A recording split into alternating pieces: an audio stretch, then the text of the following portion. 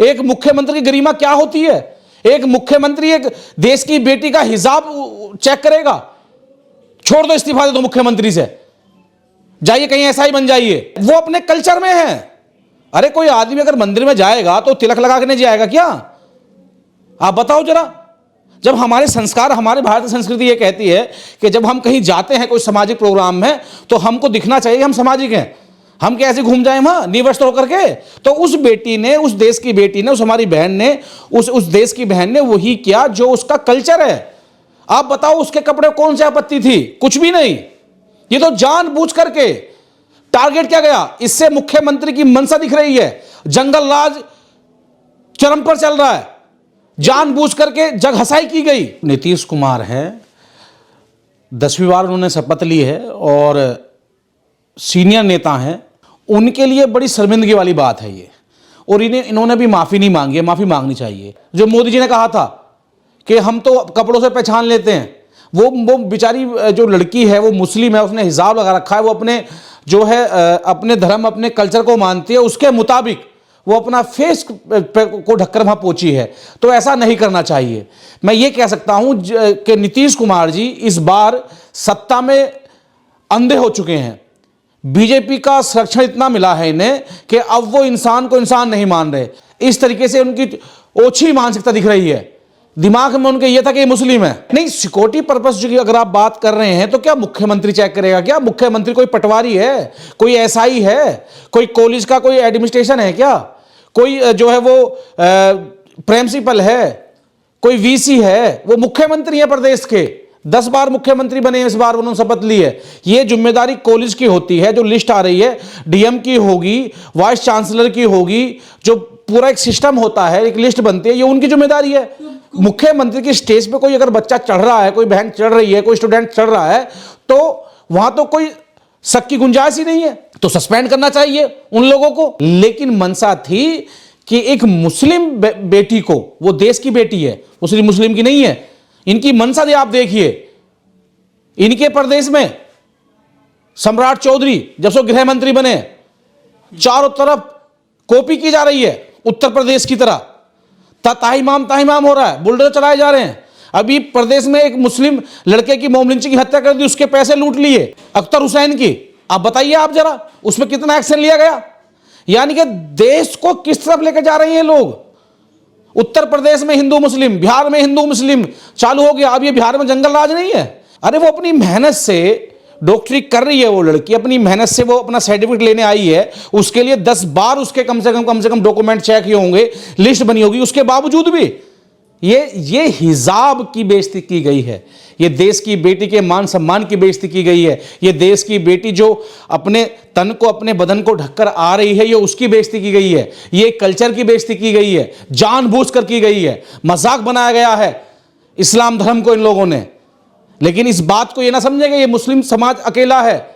इस देश में संविधान को मानने वाले लोग, सेकुलर को मानने वाले लोग इस देश में, जिन्होंने आजादी में कुर्बानी दी, हिंदू मुस्लिम सिख ईसाई भाइयों के लिए अपने सर कटवाए, आज भी उनके पीढ़ियां जिंदा हैं। हम लोग संघर्ष कर रहे हैं। दुख का विषय है पूरे देश में, पूरे देश को शर्मसार होना पड़ा है। वकील काले कपड़े पहनते हैं, मैंने काला कपड़ा पहन रखा है, तो ये आप कैसे कह देंगे इस बात को? यानी कि ये शब्द जो है ये जानबूझ करके मुस्लिम समाज को टारगेट किए जाने वाली बातें हैं।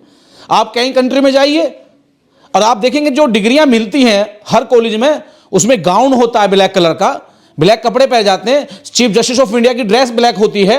हर स्टेट के जो है न्यायाधीश होते हैं, मान्य जज होते हैं, उनकी ड्रेस ब्लैक होती है। अब मतलब अब कपड़ों से जज किया जाएगा, कलर से जज किया जाएगा? आप ये देखिए ना कि अगर उन्हें थोड़ा सा भी कोई डाउट था तो वह महिला फोर्स है, महिला पीएसओ हैं। अरे एक बार इस बच्चे का चेहरा देखिए, कोई मिस्टेक तो नहीं हो गई? तरीका होता है, वो खुद हटा रहे हैं। क्या मनसा है? क्या उन घर में बहन बेटी नहीं है? क्या वो ऐसा व्यवहार करते हैं अपने परिवार में? मान लो मैं कोई कार्यक्रम कर रहा हूं, संस्था कोई कार्यक्रम कर रही है, तो उसमें एक तरीका होता है। मुझे किसी युवा पे या किसी बहन पे कोई शंका है, गलत नाम हो गया है या गलत एडिट हो गई है, तो मैं अपने कार्यकर्ताओं से या वहां पे जो सुरक्षाकर्मी है उनसे बोलूंगा, मैं खुद हटाऊंगा। इनका गठबंधन जिस सरकार से है उस सरकार की साफ मंशा है ST ST OBC माइनॉरिटी के लोगों को शोषण करो, उनका उत्पीड़न करो। जब इन्होंने मुख्यमंत्री की किरकिरी होती देखी कि उस मंच पे सिर्फ नीतीश नहीं है, वहां तमाम गठबंधन के लोग बैठे हुए हैं, तो उन्होंने अपनी किरकिरी बचाने के लिए, अपने आप को विवाद से बचाने के लिए जब इन्होंने सवाल खड़ा किया, क्या वो लड़की बेचारी क्या वहां पे क्या कोई असला लेकर गई थी, कोई AK-47 लेकर गई थी? सुरक्षाकर्मी नहीं थे, गार्ड नहीं थे, हर स्टूडेंट वहां से चेक होकर निकला है मशीन द्वारा। जो चेक करने के तंत्र होते हैं इलेक्ट्रॉनिक, ठीक है, महिला जो गार्ड है वहां वो चेक करते हैं, मेटल डिटेक्टर चेक करते हैं, सब होकर गया हुआ है।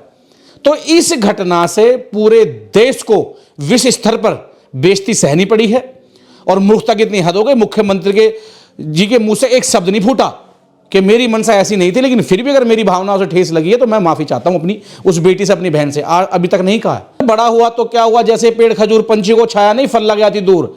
ये पलटू राम चाचा हैं, इन्हें सत्ता से मतलब नहीं है। ये उस परिवार के नहीं हुए जिस परिवार ने इनकी डूबती नैया पार लगाई थी पिछली सरकार में। ऐसे तमाम नौजवान साथी हैं। लाठियां किसने बरसाई थी? बिहार के UPSC जो लोग तैयारी कर रहे थे, छात्रों को किसने पिटवाया था? नालंदा आप जाकर देखिए, जो बौद्धिस्ट लोग थे उनको किसने पिटवाया था? सिर्फ चुनाव के टाइम पर इन्होंने समाज की बातें की, वही समाज जो इनसे आशा लगा रहा था नौकरी की, स्वास्थ्य की, रोजगार की, उन सब पे लाठियां बरसाई जा रही हैं। और ये देखिए अब कौन बेटी आएगी इनसे अपना वो लेने के लिए, नाम कटवा देंगे बेटियां। BJP के रंग में है और BJP के अंत में है ये लोग।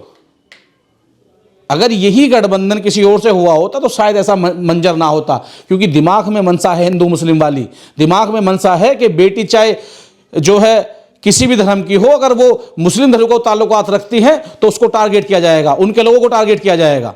जामिया इस्लामिया और AMU जो यूनिवर्सिटी जब वहां तो सब बुरके में होते हैं या फिर देखिए, चाहे AU हो, जामिया हो, इस्लामिया हो, जितनी यूनिवर्सिटी हैं, क्या उन यूनिवर्सिटी में सिर्फ मुस्लिम धर्म के लोग पढ़ते हैं? आप जाकर देखिए 60% लोग उनमें हमारे तुम्हारे सबके भाई बहन मिलेंगे, कि वो देश की यूनिवर्सिटी है, किसी एक जाति विशेष की यूनिवर्सिटी नहीं है। आप जाकर देखिए बनारस यूनिवर्सिटी में क्या सिर्फ वहां हिंदू भाई पढ़ते हैं, मुस्लिम भाई नहीं पढ़ते? आप JNU में जाकर देखिए, आप DU में जाकर देखिए, हर यूनिवर्सिटी देश की यूनिवर्सिटी है, उसमें सभी जाति मजहब धर्म के लोग पढ़ते हैं। ये तो जो लोग शासकदान लोग हैं, जो राजनीतिक लोग हैं, अपने निजी स्वार्थ के लिए, अपनी राजनीतिक रोटी सेकने के लिए वो जातिवाद ढूंढते हैं। तो 3 तलाक के बाद क्या बुर्का पर भी और हिजाब पर भी जो है शुरुआत हो गई है देश में? देखिए, 3 तलाक एक अलग मुद्दा है, लेकिन किसी के पहनावे को टारगेट ना किया जाए, किसी के पहनावे को टारगेट ना किया जाए। मंदिर में अगर कोई आदमी जाएगा तो वो भगवा कपड़ा पहनेगा, तो उससे हम ये कहेंगे भाई तू वहां जो काला कपड़ा पहन के जा। जिसका जो कल्चर है, जो अपने कल्चर को मान रहा है, जिसके जिस कल्चर से उसको जो है आस्थावान व्यक्ति है, और उसे उस कल्चर से उसको मन को धैर्य मिलता है, वो करना चाहिए, बशर्ते है वो देश के विरोध में ना हो, समाज के विरोध में ना हो। तो कोई भी कल्चर आज हमारी कंट्री में, चाहे वो हिंदू मुस्लिम सिख ईसाई भाई किसी का भी हो, वो कोई भी कल्चर ये नहीं कहता कि मानवता को खत्म किया जाए और देश को बर्बाद किया जाए। सब अपने कल्चर को लेकर चल रहे हैं और देश हित के लिए काम कर रहे हैं। ये तो कुछ मुट्ठी भर लोग हैं जो पिछले 10 से 12 सालों से देश पे कब्जा करके बैठ गए हैं सरकारी मशीनरियों द्वारा, और लोगों को परेशान किया जा रहा है। बहुत दुख होता है कि देश में आज हमारी बहन बेटियों को कपड़ों से जज किया जाता है। ये बिल्कुल गलत है, ये बर्दाश्त नहीं किया जाएगा और मुख्यमंत्री साहब को इसमें गलती माननी पड़ेगी। ये देश हम सबका है, इस देश को हम सबको बचाना है, इस देश के लिए सबको लड़ना है। इस देश के लिए कलाम साहब भी लड़े, बाबा साहब भी लड़े, इस देश के लिए स्वामी विवेकानंद जी ने भी कुर्बानियां दी हैं। तो ये देश हम सबका है।